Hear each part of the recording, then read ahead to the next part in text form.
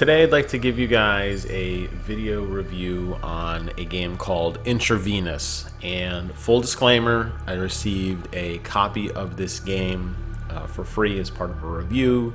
So take that, take my opinion with a grain of salt if you think I'm being paid off or a shill or whatever. I don't think I am, but I want to be fully upfront and honest with you guys.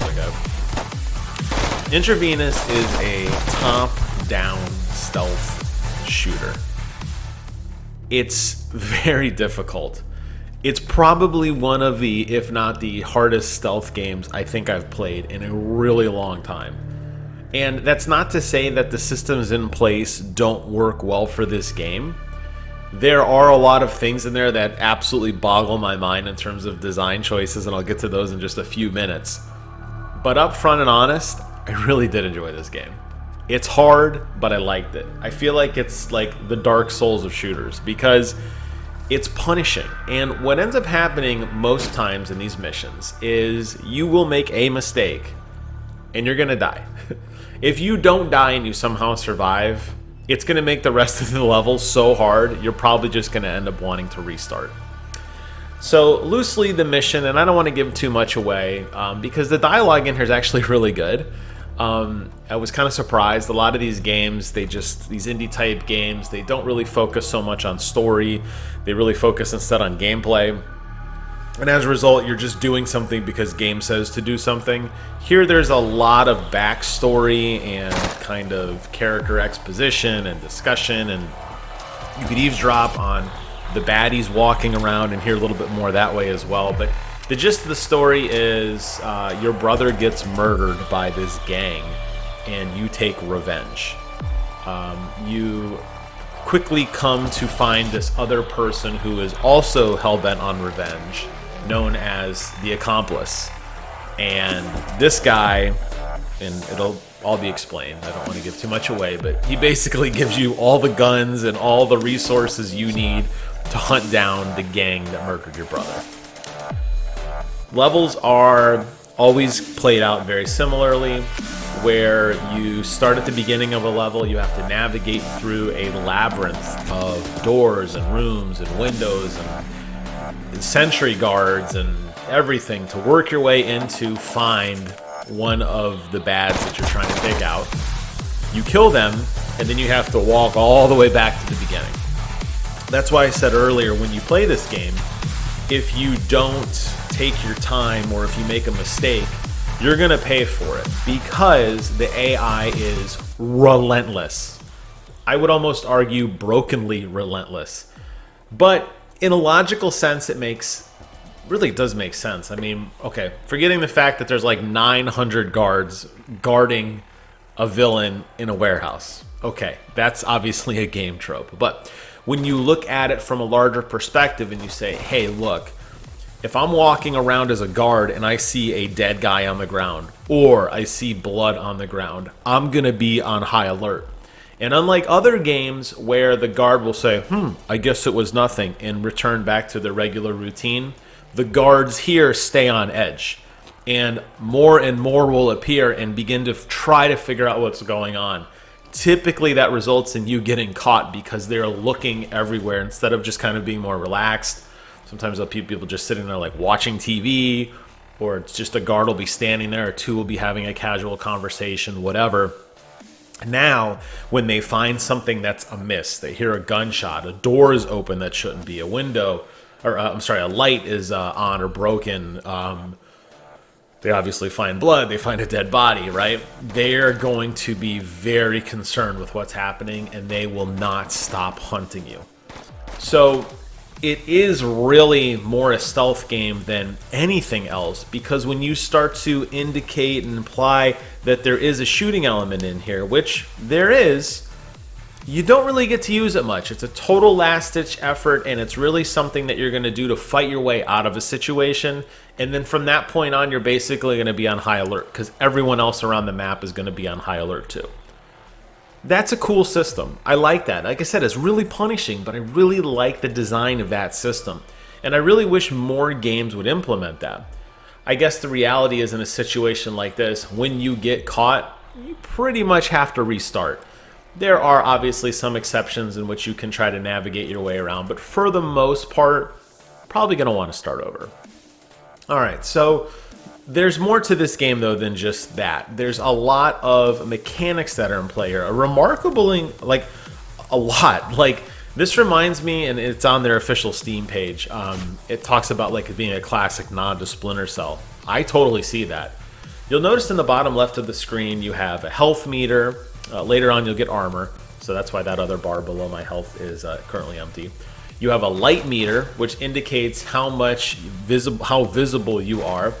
Obviously, being under a light or making, standing in a very well lit area, your meter is going to go to high, and guards are going to see you. You can combat that by shooting out lights or turning off lights or laying down on the ground. So guards can see you that way. They can also hear you, which is actually really, really cool. Below that meter, you'll see a sound meter. And based on, I was playing with a keyboard and a mouse, which I highly recommend you play that way. That's what the game also recommends as well. You can use your mouse wheel to roll up, and you see a little figure of the guy there with the little blue dots between my gun and a pose of my character. That determines your movement speed. So you can go all the way down to crouch. You can roll it up a little bit to do like a slow walk, a standing walk, or a full-out sprint. That makes noise. Shooting a gun makes noise. Breaking in a door makes noise. Breaking through windows make noise. All these things make noise, and if a guard hears enough noise, they're going to be alerted, and they're going to come looking. So it's not just sound, but it's also visual that prompts guards to come after you. What I love about that is it forces you to think how you want to play, because there are times when it's like, oh, the objective is very clear, I just have to go this way.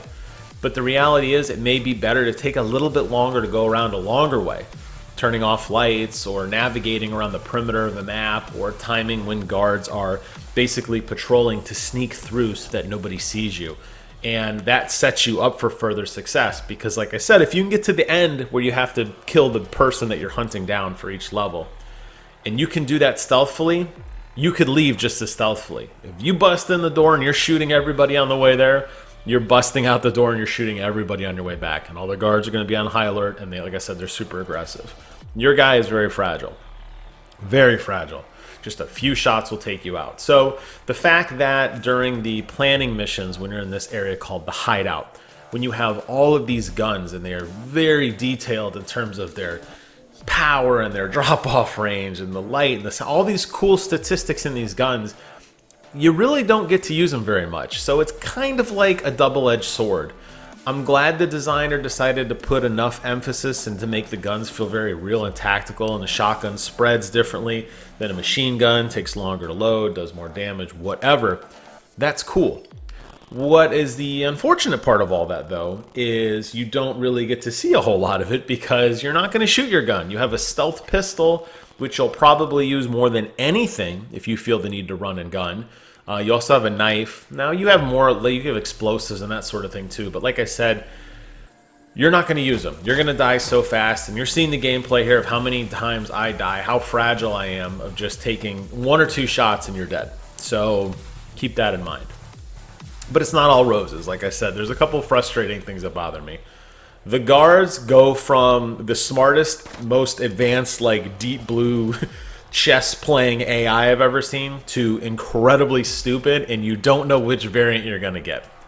Sometimes guards will funnel into a room one after another, and you will just stand there and shoot them. So much so that they die on the exact same spot of the guard before them. So much so that it looks like a single dead model on the map because they're just piling up, literally bodies piling up on top of each other, one after another systematically.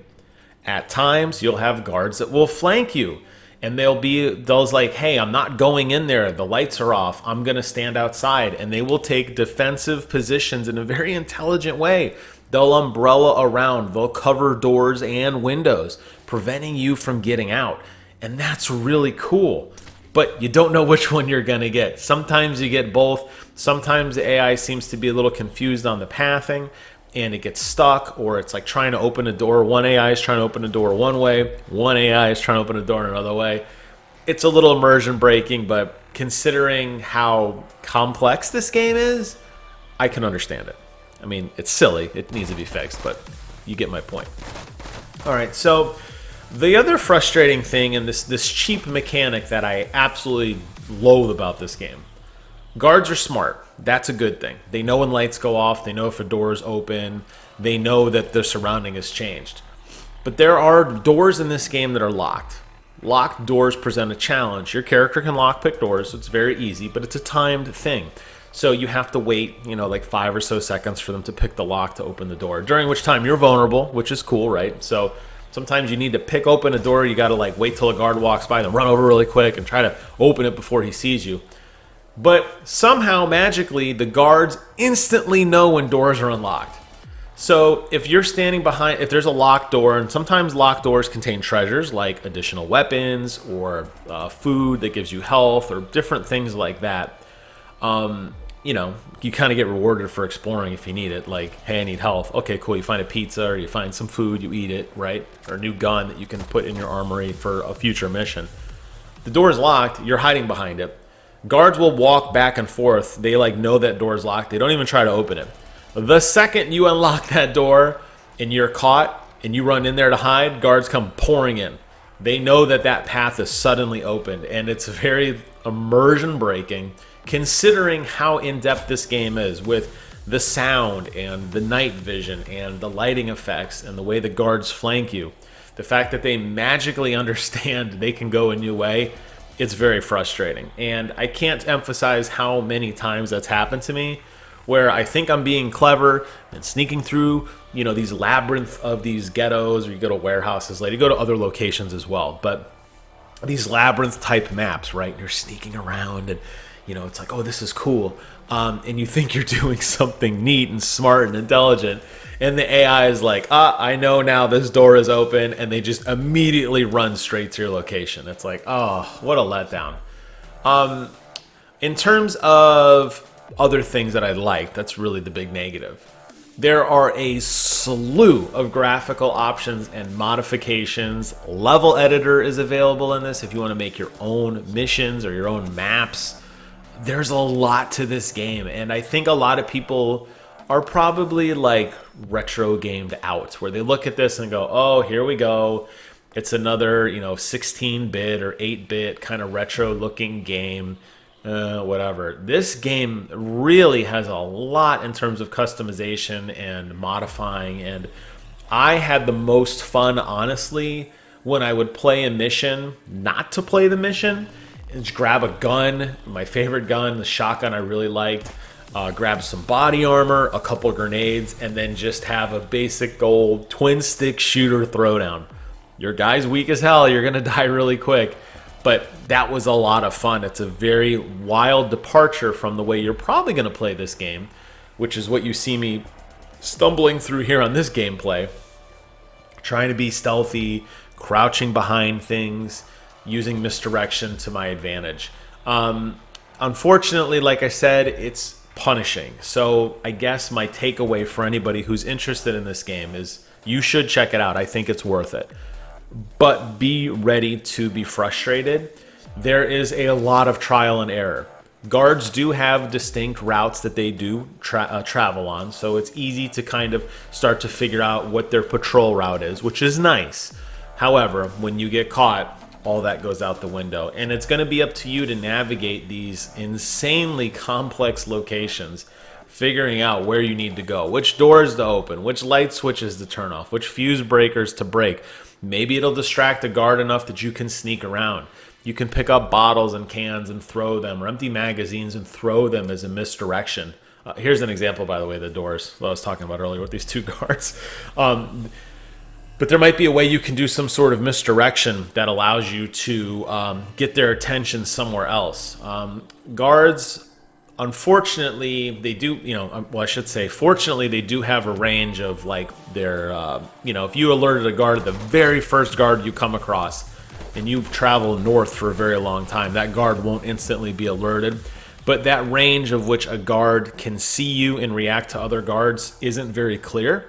So you may think you're safe and you're not. You may not see a guard on the edge of your screen. and they're there and they see you perfectly, even though you haven't used your mouse and like rolled down enough to like see the bottom edge of your screen.